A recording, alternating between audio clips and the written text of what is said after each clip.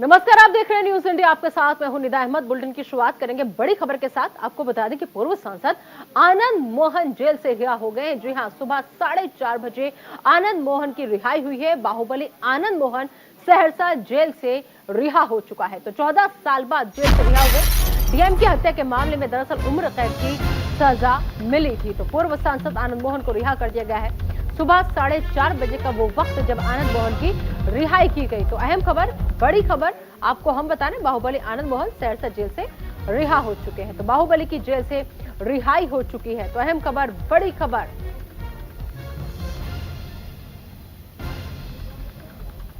जब जी कृष्णैया जी की हत्या हुई तो दो परिवार ने सबसे ज्यादा किया। जैसे मेरा भी यहाँ पर आनंद मोहन जी के लिए भी सब लोग जानते हैं कि निर्दोष हैं, स्वतंत्रता सेनानी परिवार से हैं, हमेशा गलत का विरोध किए हैं। तो वो जेल चले गए। कानून का हम लोगों ने पालन किया, कोर्ट का आदेश का पालन। और दूसरे तरफ जो है उमा कृष्णैया जी, जिनका सुहाग गुजर गया, एक ईमानदार अफसर थे जी कृष्णैया जी। तो हमें भी काफी दर्द है।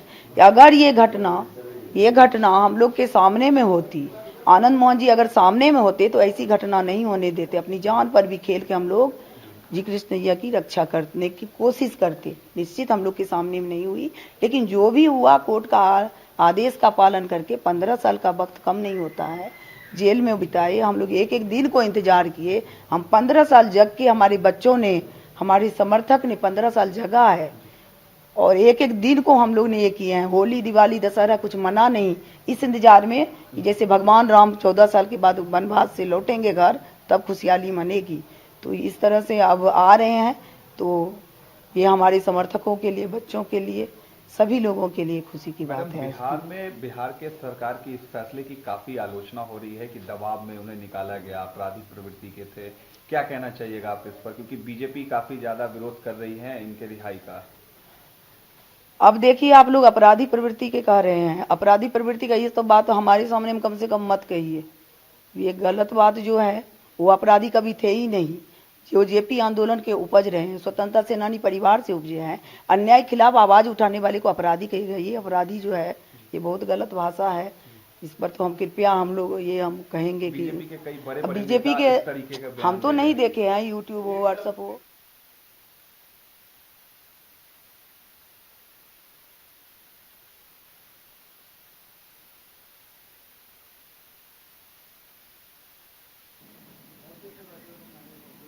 अब ऐसे में लगातार प्रतिक्रियाओं का सिलसिला जो है वो जारी है। अभी आप आनंद मोहन की पत्नी को सुन रहे थे, जो ये कह रही हैं कि उन्होंने तो कुछ किया ही नहीं था, लेकिन अब जो भी कुछ हो रहा है, 15 साल की सजा उन्होंने काट ली है। जैसे भगवान राम का इंतजार था, 14 साल का वनवास काट के आएंगे, वैसे ही अब ये आ रहे हैं तो घर में खुशियों का माहौल है। लेकिन ऐसे में नेता प्रतिपक्ष ने क्या कहा, और ऐसे में वो आईएएस ऑफिसर का परिवार जिसने अपना बेटा खोया, उनकी बेटी का क्या कुछ कहना है, वो भी आपको सुनवा देते हैं।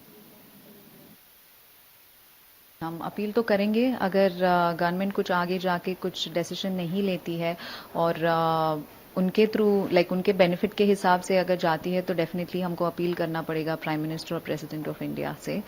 और सुप्रीम कोर्ट भी जाएंगे अपील करने के लिए। पापा के दोस्त वगैरह बोल रहे थे कि हम डेफिनेटली आगे बढ़ेंगे इसके बारे में। अगर इनजस्टिस होता है तो हम डेफिनेटली लड़ेंगे। हमारी तरफ से जो भी हो सकता है हम करेंगे।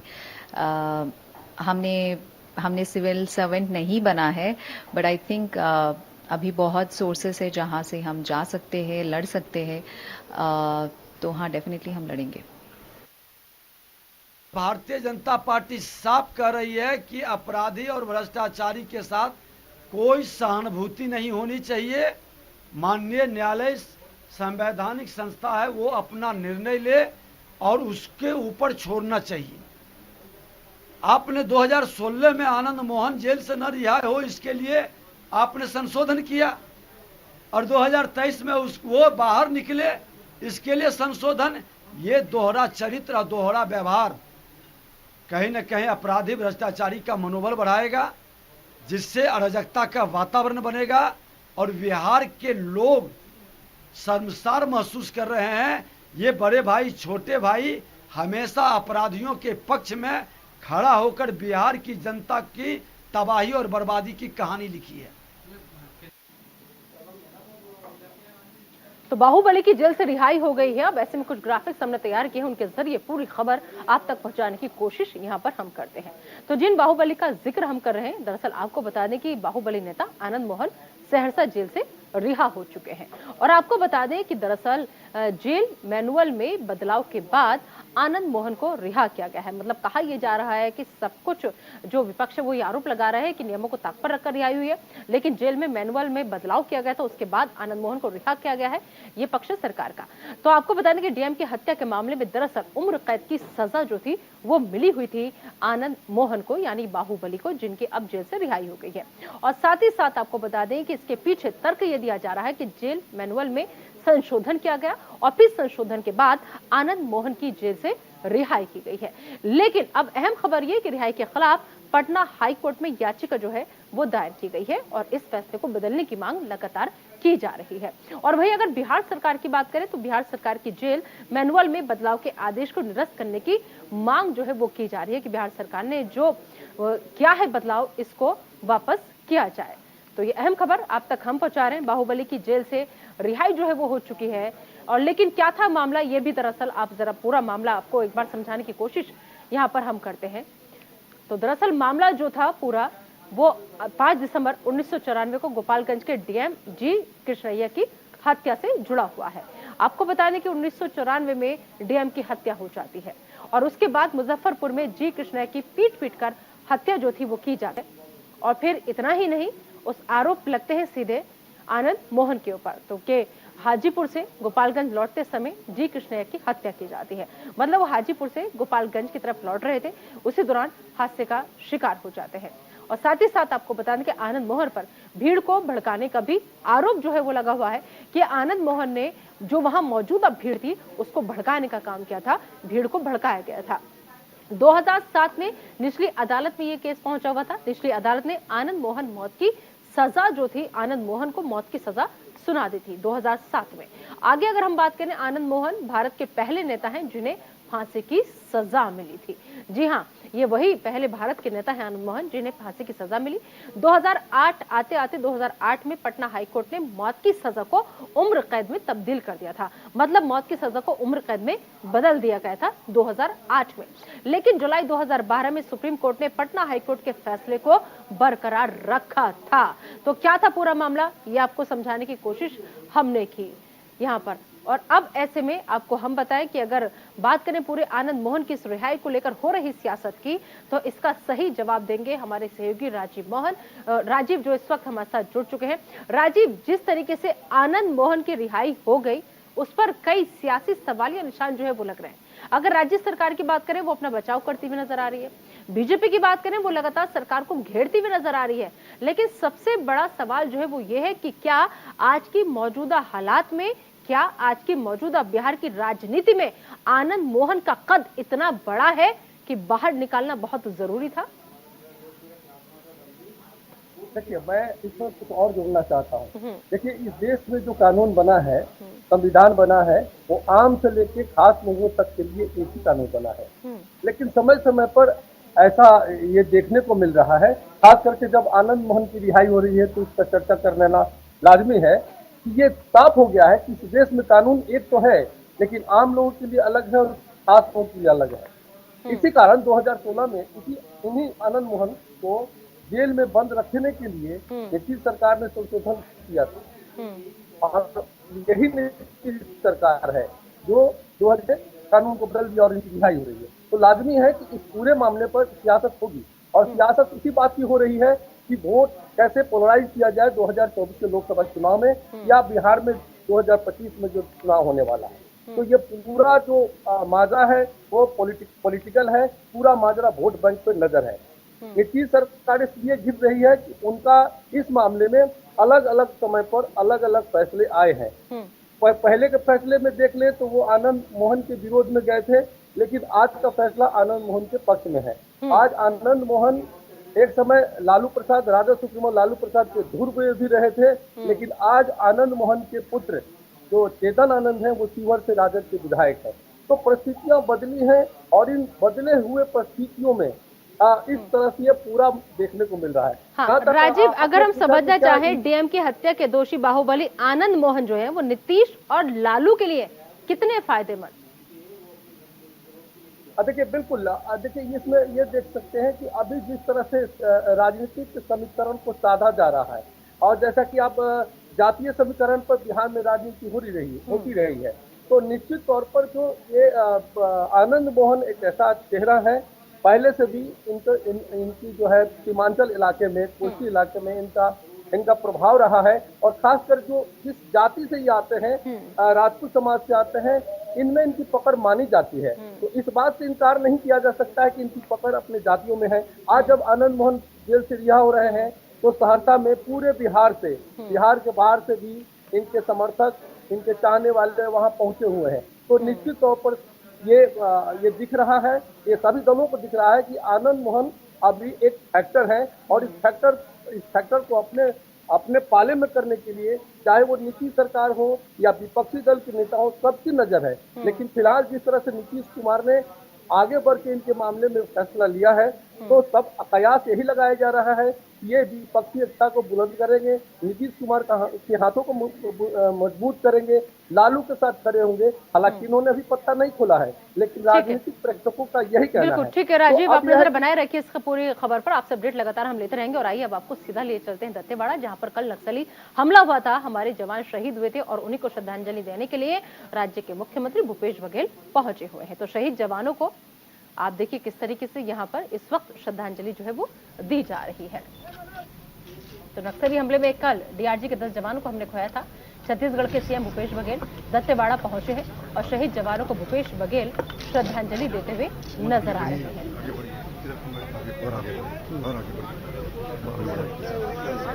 लाइव चल रहा है सर।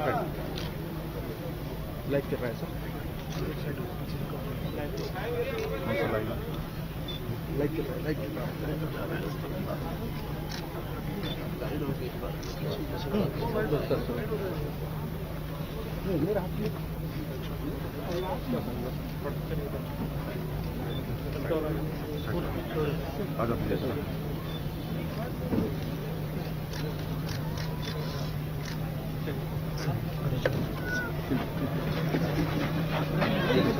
थोड़ा सा जगह दिखाना जो लोगों की टोटल मौत हुई थी। और अभी फिलहाल यहाँ पर नक्सली हमले में जो कल डीआरजी के 10 जवान शहीद हुए थे, उनको श्रद्धांजलि देने के लिए दंतेवाड़ा से सीएम भूपेश की सीधी तस्वीरें सामने आ रही। देखिए परिवार वालों का रो कर बुरा हाल है, और जाहिर सी बात है जिसका अपना कोई जाता है तो उस परिवार को सांत्वना देना, उस परिवार को समझाना, या फिर उस परिवार को ये यकीन दिलाना कि इस मुश्किल वक्त में राज्य सरकार, राज्य के मुख्यमंत्री, राज्य के तमाम लोग, पूरे देश के लोग आपके साथ खड़े हैं, बहुत मुश्किल हो जाता है। और अब शहीद जवानों को भूपेश बघेल जिस तरीके से श्रद्धांजलि देने पहुंचे थे, लेकिन वहां पर परिवार के कुछ लोग भी मौजूद हैं। रोने की आवाजें आप सुन पा रहे हैं, क्योंकि परिवार इस वक्त गमज़दा है, परेशान है, परिवार का रो कर बुरा हाल है।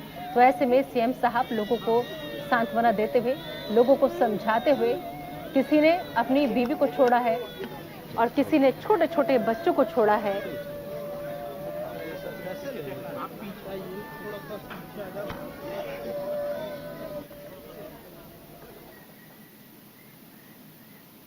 और चलिए आगे बढ़ते हैं और बात कर लेते हैं उत्तर प्रदेश में निकाय चुनाव की, क्योंकि उत्तर प्रदेश में निकाय चुनाव में बीजेपी ने अपनी पूरी ताकत जो है वो झोंक रखी है। सीएम योगी आज 3 जिलों का दौरा करेंगे। जी हां, अहम खबर, बड़ी खबर, यूपी निकाय चुनाव में बीजेपी ने अपनी पूरी ताकत झोंक रखी है। लिहाजा जो सीएम योगी आदित्यनाथ हैं वो भी आज 3 जिलों का दौरा करेंगे। वहां पर जाकर के बीजेपी के पक्ष में माहौल बनाने की कोशिश करेंगे। आगरा, फिरोजाबाद और मथुरा में जनसभा का कार्यक्रम है सीएम योगी आदित्यनाथ का।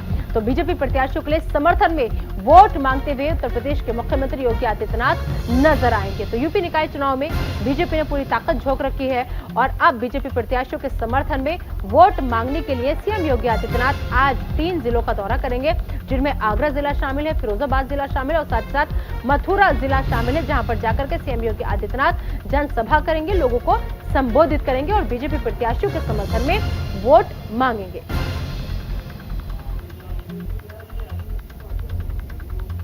तो अहम खबर, बड़ी खबर आपको हम बता रहे हैं, ताबड़तोड़ रैलियों का दौर जो है वो जारी है। इसके अलावा आपको बता दें कि तमाम लोगों की स्टार प्रचारकों की बाकायदा लिस्ट जो है वो तैयार की गई है। उसके तहत भी लोगों का जैसे जैसे रूट लग रहा है उसी हिसाब से लोग पहुंच रहे हैं। लेकिन उत्तर प्रदेश के मुख्यमंत्री योगी आदित्यनाथ भी पीछे नहीं है, क्योंकि स्टार प्रचारकों में हमेशा फायर ब्रांड नेता जो है वो माने जाते हैं। लेकिन जिस तरीके से योगी आदित्यनाथ को हर चुनाव में चेहरा बनाया जाता है, चाहे वो उत्तर प्रदेश की बात कर ले या फिर बाकी और राज्यों की बात कर ले, हम कर्नाटक की बात करें, हमने सब जगह देखा योगी आदित्यनाथ गए, वहां पर प्रचार प्रसार की डोर उन्होंने जो कमान थी वो संभाल रखी थी। और अब क्योंकि उत्तर प्रदेश में निकाय चुनाव होने हैं, इस खबर पर ज्यादा बातचीत के लिए सीधा रुक करेंगे हमारे सहयोगी शेखर त्रिवेदी का, जो इस वक्त हमारे साथ जुड़ चुके हैं। शेखर, ताबड़तोड़ बैठकों का दौर पहले चला और अब जनसभाओं का दौर है। आज योगी आदित्यनाथ 3 जगह जाएंगे, बीजेपी प्रत्याशियों के लिए समर्थन में वोट मांगेंगे। तो इससे समझा जा सकता है कि बीजेपी की तैयारियां कितनी जोरों पर है, क्योंकि खुद मैदान में योगी आदित्यनाथ उतरे हुए हैं। बिल्कुल, इसमें कोई दो राय नहीं है कि स्टार प्रचारक के तौर पर योगी आदित्यनाथ इस समय उत्तर प्रदेश में होने जा रहे निकाय चुनाव को लेकर लगातार सक्रिय हैं। अलग अलग राज्यों में भी उनकी मांग है, लेकिन उत्तर प्रदेश में जो 17 नगर निकाय के नगर निगम हैं और उसके अलावा नगर पालिका के जो चुनाव हैं उसको लेकर के भारतीय जनता पार्टी हमेशा जिस तरह से चुनाव में तैयार रहती है, इस बार भी नज़ारा कुछ वैसा ही है। आगरा, फिरोजाबाद, मथुरा में आज उनका दौरा है। करीब 5 घंटे वो ब्रिज क्षेत्र में रहेंगे और वहां पर चुनावी जनसभाओं को संबोधित करेंगे, पार्टी के पक्ष में अपनी कैंपेन करेंगे, प्रत्याशियों के पक्ष में मतदान करने की अपील करेंगे। इसके साथ साथ लगातार जो उपलब्धियां हैं, ये दूसरा कार्यकाल है योगी आदित्यनाथ का। इस बीच में जिस तरीके से चाहे वो कानून व्यवस्था की बात हो या अलग अलग क्षेत्रों में सरकार की उपलब्धियों की बात हो, उन सारी चीज़ों को लेकर के वो जनता के बीच में हैं और जनता का समर्थन जुटाने की कोशिश करेंगे। निदा जी, और ऐसे में देखिए, जब खुद राज्य के मुख्यमंत्री पहुंचते हैं और अपने जो कैंडिडेट हैं, जो बीजेपी के प्रत्याशी हैं, उनके समर्थन में जब वोट मांगते हैं, तो नहीं लगता कि कैंडिडेट जो होते हैं, जो प्रत्याशी होते हैं, उनका हौसला और ज्यादा अफजाई करने का काम ये होता है? इसमें कोई दो राय नहीं है। एक तो भारतीय जनता पार्टी चूंकि सत्ता में है और लगातार उसकी वेव चल रही है 2014 से, फिर चाहे राज्य में चुनाव हो 17 का या 22 का, उसमें जिस तरीके से जीत मिली है तो लोगों की उम्मीद बढ़ जाती है कि अगर हमें बीजेपी का टिकट मिलता है तो हमारी जीत सुनिश्चित है, हम कम प्रयास में ज़्यादा नतीजे सामने ला सकते हैं। तो इस तरीके की जब बात होती है तो एक कैंडिडेट्स के मन में भी चीज़ रहती है कि हमें टिकट मिल जाए। इस बात को लेकर के चूंकि कैंडिडेट्स कई होते हैं, विरोधाभास भी होता है, कई जगहों पर असंतुष्ट हो जाते हैं कई कार्यकर्ता, उनको मनाने का भी काम साथ साथ चलता है।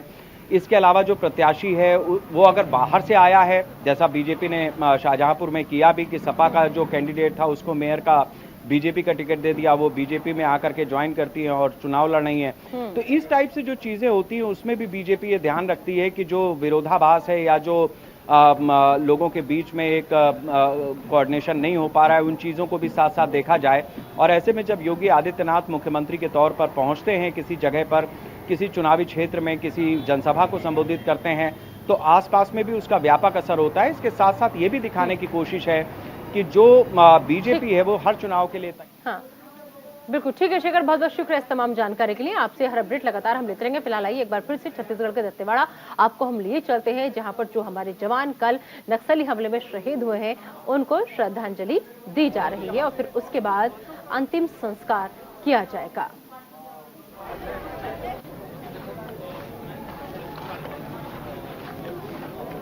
ओम माधुर जी, ओम माधुर जी क्या बोलिए?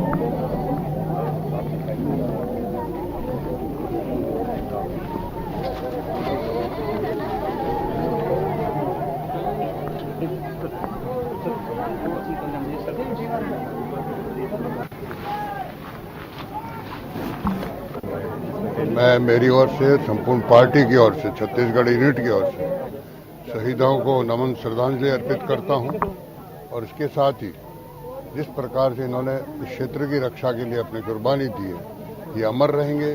पार्टी सदैव उनको याद करती रहेगी, देश उनको याद करता रहेगा और निश्चित रूप से मैं मांग भी करूंगा स्टेट गवर्नमेंट से भी कि लॉ एंड ऑर्डर स्थिति सुधारे। पिछले काफी दिनों से लगातार टारगेट किलिंग के नाते किलिंग किए जा रहे हैं। जब भी कोई भी बड़ा लीडर अगर आता है विरोधी दल का, तो कहीं न कहीं किलिंग हो रही है। इसको तुरंत रोकना चाहिए। किसी की भी किलिंग हो, किलिंग होती है और ये जो प्रकार से जवान शहीद हो रहे हैं, उनकी रक्षा के हेतु स्टेट गवर्नमेंट को बहुत चिंता करके व्यवस्था करनी चाहिए। सर, अपार्ट फ्रॉम पॉलिटिक्स, अगर ऐसी घटना रिपीट ना हो तो ऐसा कोई मैसेज? इसका सीधा तरीका यही है कि केंद्र और राज्य सरकार कोई न कोई ऐसा सिस्टम बनाए कि जिस सिस्टम से आगे से ऐसी कभी घटनाएं नहीं हो, इसकी बैठ करके चिंता करनी चाहिए। पॉलिटिकल से ऊपर उठ करके हम कैसे रोकें हमारे जवानों को, जो जवान हमारी सुरक्षा में लगे तो उसकी चिंता करके व्यवस्था करनी चाहिए।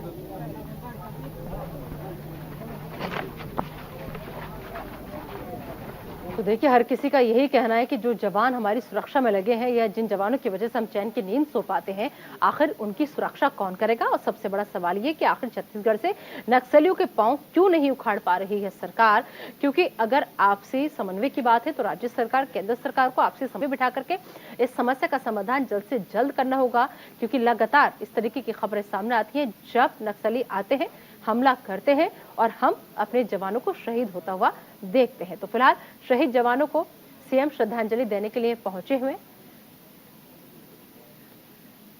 तो दंतेवाड़ा में नक्सली हमले के बाद प्रशासन अलर्ट पर है। नक्सली हमले के बाद बस्तर संभाग में हाई अलर्ट जारी किया गया है। बस्तर संभाग में हॉक फोर्स और पुलिस बल की तैनाती की गई है। तो अहम खबर, बड़ी खबर अब तक हम पहुंचा रहे हैं। दंतेवाड़ा में नक्सली हमले के बाद से प्रशासन जो है वो अलर्ट मोड पर नजर आ रहा है और जगह जगह पर आपको बता दें कि चाक चौबंद सुरक्षा व्यवस्था के इंतजाम जो है वो किए गए हैं यहाँ पर। तो कल एक दुखद खबर सामने आई है छत्तीसगढ़ के दंतेवाड़ा से, जहां पर एक बड़ा नक्सल अटैक हुआ जिसमें हमारे जवान शहीद हुए। और छत्तीसगढ़ के कई जिले अभी नक्सल प्रभावित हैं, जहां वहां दशकों से अभियान जो है वो चलाए जा रहे हैं। तो बस्तर, बीरभूम, दंतेवाड़ा, सुकमा जैसे इलाकों में नक्सलियों की धमक आज भी लगातार कायम है।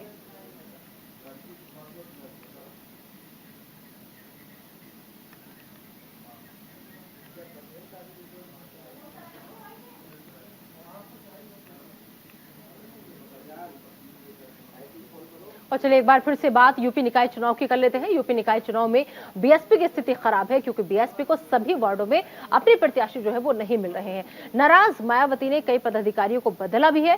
कानपुर जोन के मुख्य इंचार्ज मुल्कात अली को हटाया गया है। कानपुर के नए मुख्य जोन इंचार्ज शमसुद्दीन राइन जो है वो बने हैं। लेकिन अफसोस की बात, वो बीएसपी जो लगातार ये कहती है कि जनता हमारे साथ है और बीएसपी का जो वर्चस्व है वो लगातार कायम है, और अब ऐसे में वही बीएसपी को आज प्रत्याशी तक नहीं मिल रहे हैं। कई जगह पर फेरा बदली भी की गई है और उसके बावजूद कानपुर के नए मुख्य जोन इंचार्ज को बनाया गया है शमसुद्दीन राइन को। लेकिन इतने के बावजूद भी यूपी निकाय चुनाव में बीएसपी की स्थिति बेहद खराब नजर आ रही है। और इसका अंदाजा इसी बात से लगाया जा सकता है कि बीएसपी को जो वार्ड है उन सभी वार्डों में अपने प्रत्याशी नहीं मिल रहे हैं, जिसके दम पर बीएसपी आगे इस चुनाव में अपनी पैठ बिठा सके। तो नाराज मायावती बताई जा रही है कि मायावती नाराज है। ऐसे में कई जगह फेरबदल भी किया गया है और कई जगह के जो जोन के मुख्य लोग थे उनको हटाया गया है, उनमें फेरबदल किया गया है।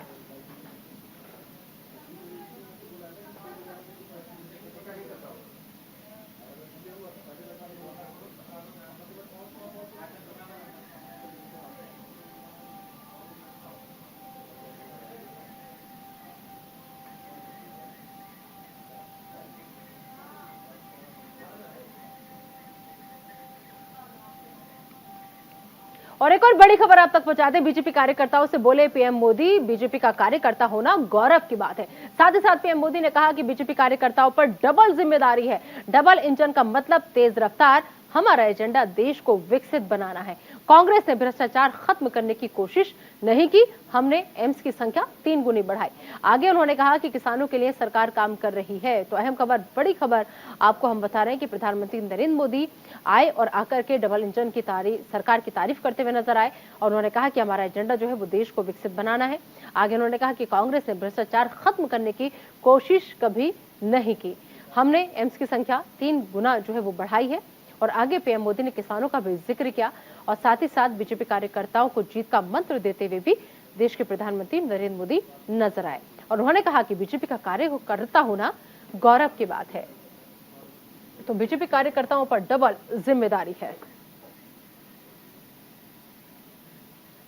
और आगे बढ़ेंगे बात अब राहुल गांधी के कर्नाटक दौरे की। राहुल गांधी का कर्नाटक दौरा है, 2 दिनों के लिए कर्नाटक दौरे पर जाएंगे राहुल गांधी और 2 दिनों में कई रैलियों को संबोधित करने का राहुल गांधी का कार्यक्रम है। तो आज कई जगह चुनावी सभा भी करेंगे राहुल गांधी।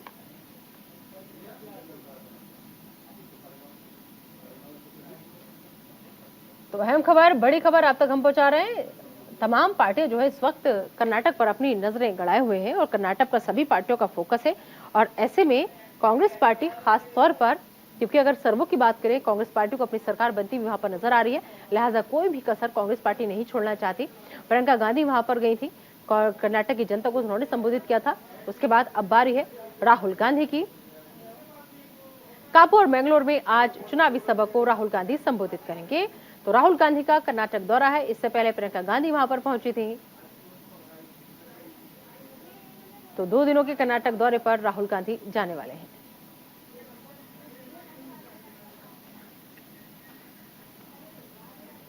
और एक और अहम खबर, शिवराज सिंह चौहान ने राहुल गांधी पर निशाना साधा है। चिकोडी की रैली में राहुल गांधी पर उन्होंने हमला बोला। राहुल गांधी मानसिक तौर पर महज 5 साल के हैं। अदालत ने सजा सुनाई और दोषी पीएम को ठहरा रहे हैं।